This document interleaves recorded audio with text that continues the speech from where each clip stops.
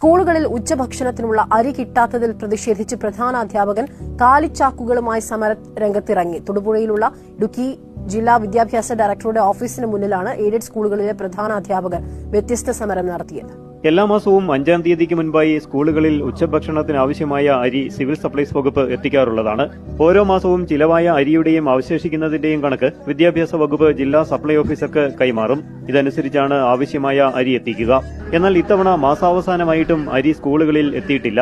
ഇതോടെയാണ് കാലിച്ചാക്കുമായി പ്രധാന അധ്യാപകർ സമരരംഗത്തെത്തിയത്. സ്കൂൾ തുറന്ന് 2 മാസമായിട്ട് സ്കൂളിൽ ഉച്ചഭക്ഷണത്തിനുള്ള അരി എത്തിയിട്ടില്ല. കഴിഞ്ഞ മാസം ഒരു പകുതിയോളം ആയപ്പോൾ കുറച്ച് അരി വന്നു, അത് തീർന്നു. ഞങ്ങൾ അടുത്തുള്ള റേഷൻ കടയിൽ നിന്നും പലചരക്ക് കടയിൽ നിന്നൊക്കെ അരി വായ്പ മേടിച്ചാണ് ഇതുവരെ അരി കൊടുത്തുകൊണ്ടിരിക്കുന്നത്. ഇതുമായി ബന്ധപ്പെട്ട് പലവട്ടം നമ്മൾ DDAയും അതുപോലെ തന്നെ AUOനെ NFSനെ NMOയെ ഒക്കെ പോയി കണ്ട് സംസാരിച്ചെങ്കിൽ പോലും ഇവരുടെ ഭാഗത്തുനിന്ന് യാതൊരു വക നടപടി ഉണ്ടാകുന്നില്ല. അരി ലഭ്യമാക്കാതെ നമുക്ക് ഉച്ചഭക്ഷണ പദ്ധതിയുമായി മുന്നോട്ട് പോകാൻ സാധിക്കാത്ത ഒരു അവസ്ഥയാണ്. പിന്നെ ഇത് നിർത്തിവെക്കാതെ ഞങ്ങൾ കയ്യിൽ നിന്ന് ഓപ്പൺ മാർക്കറ്റിൽ നിന്ന് അരി വാങ്ങി കൊണ്ടുപോകുന്നത് പാവപ്പെട്ട കുട്ടികൾ പഠിക്കുന്ന സ്കൂളുകളിൽ അവർക്ക് ഉച്ചയ്ക്ക് വരുമ്പോൾ ഭക്ഷണമില്ല എന്ന് പറയാൻ സാധിക്കാത്തൊരു മാനസികാവസ്ഥ ഉള്ളതുകൊണ്ട് മാത്രമാണ് ഞങ്ങൾ നാളെ ഇതുവരെ കൊണ്ടുപോയത്. ഇടുക്കിയിലെ സ്കൂളുകളിൽ ഉച്ചഭക്ഷണം മുടങ്ങിയാൽ ഏറ്റവും കൂടുതൽ കഷ്ടത്തിലാകുന്നത് തോട്ടം മേഖലയിലെയും ആദിവാസി മേഖലയിലെയും പാവപ്പെട്ട കുട്ടികളാണ്.